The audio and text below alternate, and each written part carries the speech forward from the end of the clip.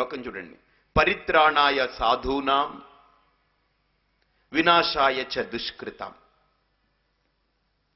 ధర్మ సంస్థాపనార్థాయ సంభవామి యుగే యుగే. ఈ శ్లోకం విన్నప్పుడు ఎవరికైనా సరే కొంత మైండ్లో ఒక డౌట్ రావచ్చు.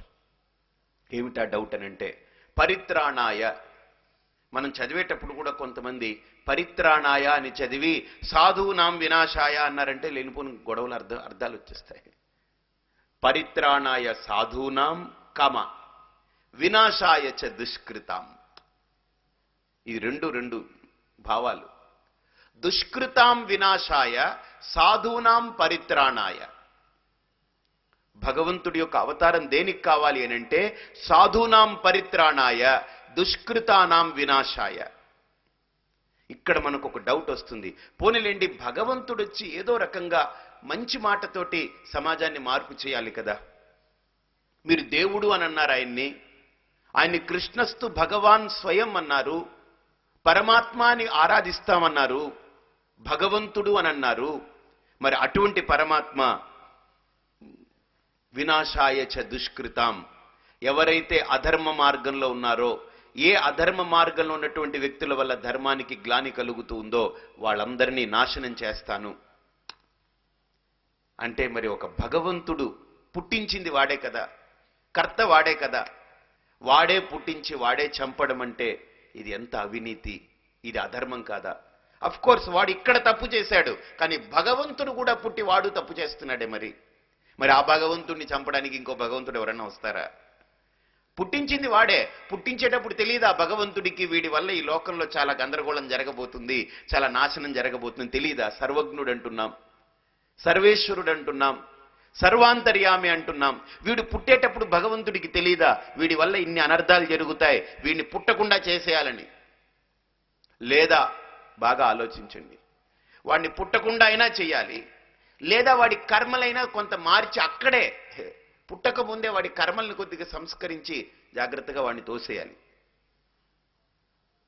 మాస్టర్ చేతిలో పేపర్ వచ్చిన తర్వాత ఎగ్జామ్ పేపర్ ఏదో రకంగా వాడి మీద మెరిసి చూపించి కొన్ని వాడు రాయకపోయినా కొంత వాడి దాన్ని ఏదో రకంగా టిక్కులు పెట్టి ఏదో పెట్టి వాడికి కొన్ని మార్కులు వేసి పేపర్ని డిస్పాచ్ చేసి పాస్ చేసి పంపించేలాగా వాడు పుట్టేటప్పుడు వాడి యొక్క కర్మల్ని కొంత సవరించి వాడి వల్ల ధర్మానికి ఏ రకమైన గ్లాని కలగకుండా వాడి కర్మల్లోనే వాడిని సంస్కరించి వాడు పుట్టక ముందే వాడి మూలంలోనే వాడిని సంస్కరించి వాడిని పంపించేస్తే మళ్ళీ ఆయన రావాల్సిన అవసరం ఎందుకుందండి?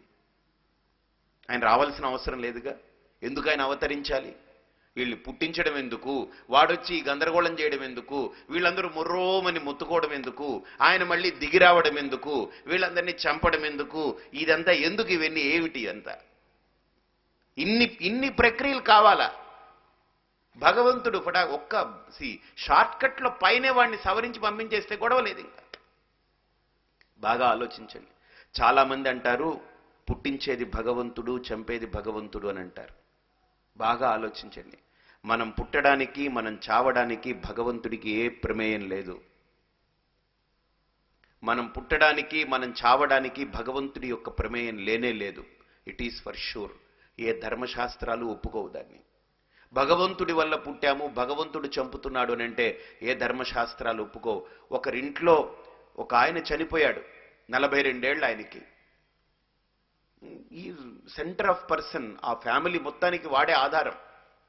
అటు భార్య, చిన్న పిల్లలిద్దరు ఉన్నారు, తల్లిదండ్రులు ఉన్నారు, ఇంకా తమ్ముళ్ళు, ఒక తమ్ముడు ఇంకా సెటిల్ అవ్వలేదు. కుటుంబాన్నంతా భారం మోస్తున్నాడు. వాడు చచ్చిపోయాడు. అతను యాక్సిడెంట్లో స్కూటర్లో డైరెక్ట్గా వెళ్ళి lorry has just chiselled him like anything. చెక్కి పడేసింది లారీ. చచ్చిపోయినాడు. ముద్ద పట్టుకొచ్చి ఇంట్లో పెట్టారు.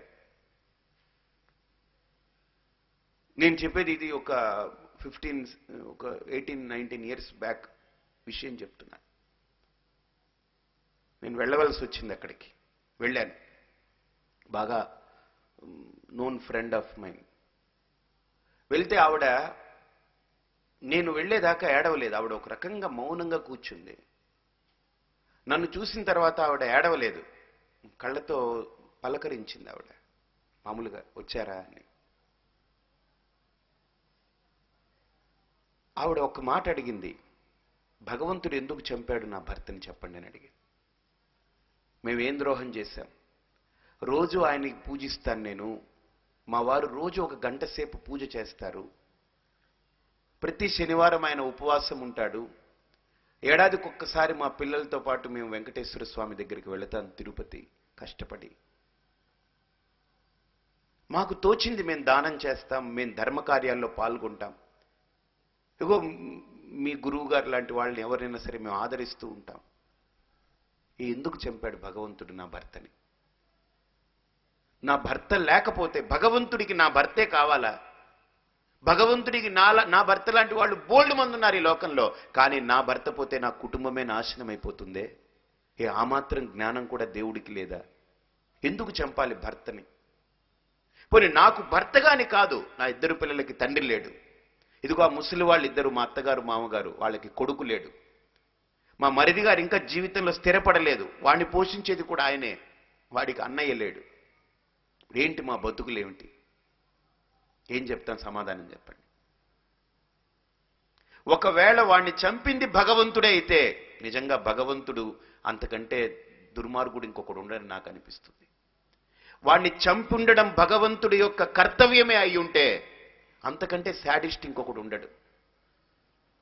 బాగా ఆలోచించండి. వాణ్ణి చంపింది భగవంతుడు కానే కాదు. That's why I am dare to tell that. ఒకడు పుట్టడానికి, ఒకడు చావడానికి భగవంతుడి యొక్క ప్రమేయం లేనే లేదు. ఇక్కడ శాస్త్రం అంటుంది, ఎవడైనా పుట్టాడు అనంటే దాని యొక్క కర్మ ప్రభావం.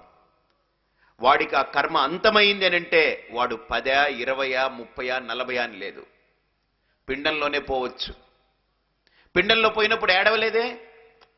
పిండంలో ఈవిడ పోగొట్టుకుందనుకోండి, ఈ పిండం రేపు సపోజ్ ఒక ఆవిడికి భర్త అవ్వాలని ఉందనుకోండి, సపోజ్ నా భర్త పోయాడని ఆవిడ ఏమన్నా ఏడుస్తుంది? ఆవిడ ఇంకా పుట్టే ఉండదు. కాబట్టి అక్కడ ఎవరు ఏడవడానికి లేదు. ఒక వ్యక్తి బయటకు వచ్చిన తర్వాత ఆ వ్యక్తితో మనం అందరం అనుబంధం ఏర్పరచుకుని, ఆ వ్యక్తితో మనందరం నావాడు అని ప్రతి ఒక్కళ్ళు రిలేట్ అయ్యి, వాడు పోగానే మనందరం చతికిలపడి వాడు చచ్చిపోయాడు, భగవంతుడు చంపాడని భగవంతుడి మీద పడేస్తాం మనం. ఒకడు పుట్టడానికి భగవంతుడి యొక్క కారణం లేదు, ఒకడు చావడానికి భగవంతుడి యొక్క కారణం లేదు.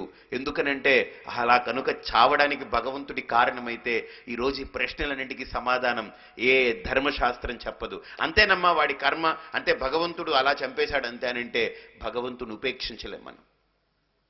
కాబట్టి నిజంగా భగవంతుడే చంపేవాడైతే ఇట్ ఈస్ ఫ్యూటైల్.